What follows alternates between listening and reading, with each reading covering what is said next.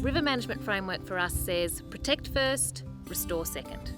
And that's exactly what we're doing here along the Upper Bidgee. We're protecting areas like the Bredbow Gorge and the Collinton Gorge, and then we're restoring the Bumbalong Valley, which connects those two areas.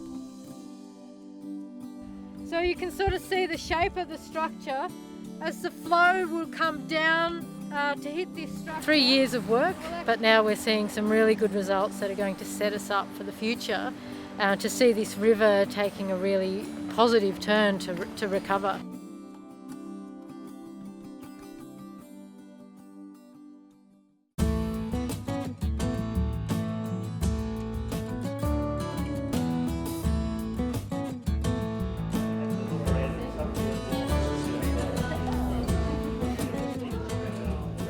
The Bredbow and the Collinton Gorges have beautiful intact native vegetation.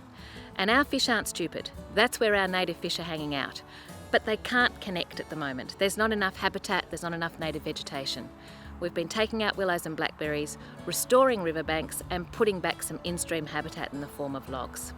So this morning is a conversation about habitat making fish happen. So Macquarie perch only occurs in the southeastern area of the Murray-Darling Basin.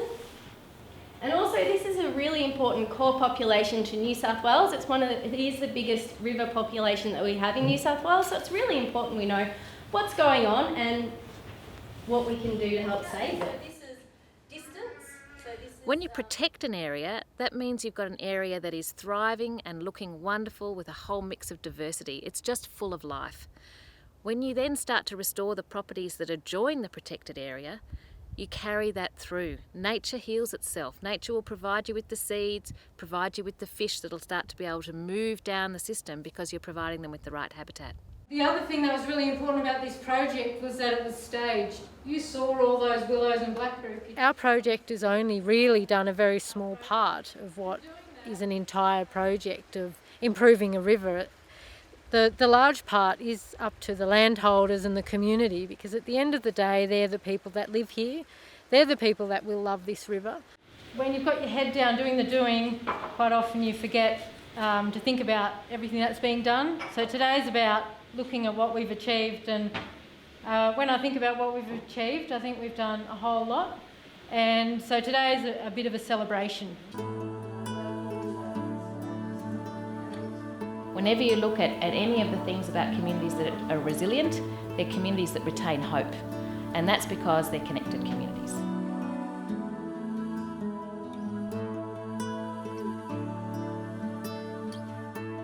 The Rivers of Carbon complemented Scottsdale incredibly well in that it's helped us to direct our energy into the river and into the plantings along there, and to be part of something bigger, which is what we're always trying to do, rather than just work, on our own properties for ourselves. We want to enjoy going along for the ride with the whole community.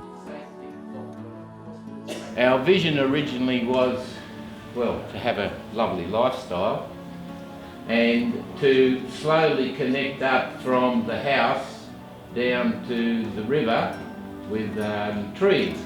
Helen's aim being for bird life and connectivity, and mine being for a shady walk in the summer.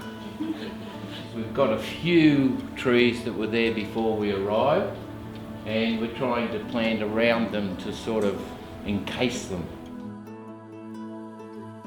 I was really excited to be able to bring people down to this site today, because we've got various things going on at this site. We're restoring the riparian zone, and we're planting ribbon gum woodland species to replace the woodlands that would have been here at one time.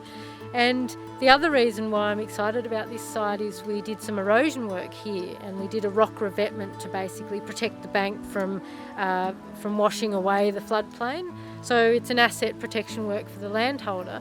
But what we've been able to build into that work is some fish habitat at the front of it. The rock revetment has a whole lot of snags and woody debris at the front of it, and that's providing fish habitat. We work with the willing. We don't spend all our time trying to change someone's mind who doesn't necessarily want to work with us. In the end, we believe it's much better to focus on those people who want to work with us, because that person that might not want to begin with, they'll look over the fence. Seeing is believing. They'll want to get involved eventually.